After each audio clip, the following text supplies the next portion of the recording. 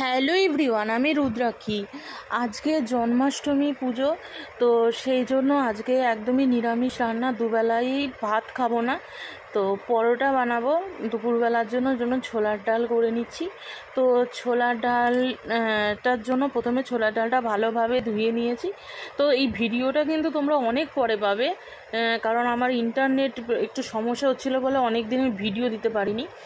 তো সেই জন্য এই ভিডিওটা অনেক পরেই যাবে। তো আমি ছোলার ডালটা ভালো করে ভিজিয়ে রেখেছিলাম, তারপরে এটাকে ভিজিয়ে রাখার পর ফুলে ফেপে উঠেছে, ভালো করে ধুয়ে ভিজিয়েছিলাম।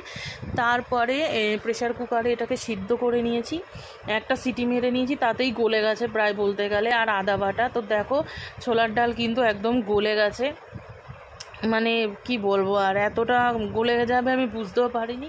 তারপর আমি কড়াইতে তেল দিয়ে, তেলের মধ্যে আমি একটু হলুদ দিয়ে দিয়েছি, হলুদ দিয়ে আদা বাটাটা দিয়ে দিয়েছি, কারণ হলুদ দিয়ে আদা বাটা দিলে আদাটা ছিটকবে না।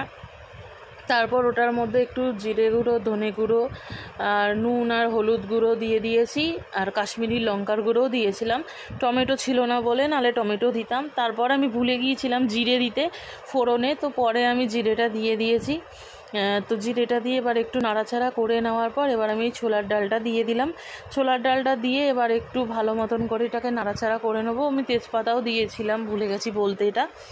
তো কিছুক্ষণ ধরে নাড়াচাড়া করে ফুটে আসবে, আর সামান্য পরিমাণ মিষ্টি দিয়েছি। আর এটা যদি নারকেল দেওয়া যেত আরও টেস্টি হতো। তো আমার ছোলার ডালটা একদম হয়ে গেছে। ভালো লাগলে শেয়ার করে দিও।